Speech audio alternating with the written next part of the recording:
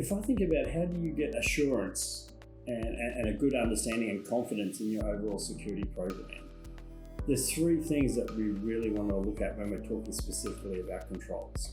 We want to look at adequacy of design of that control. We want to look at the operational effectiveness of that control.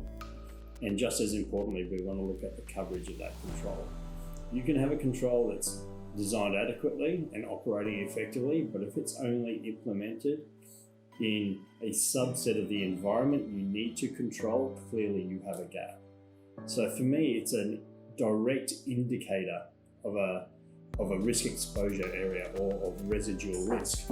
If you're relying on a control to be an indicator, a preventative or a detective tool in some way, shape or form, that tool is not implemented or that control is not implemented where it needs to be, you're not going to see that. You're not going to have the visibility of that for a start. It creates some exposure for you.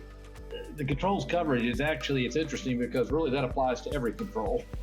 Absolutely. Any control you have in the entire environment, if you aren't getting the coverage, you're wasting your time. And at least from my experience at dealing with boards and senior management, there's no quicker way to get into trouble as a CISO than missing control coverage.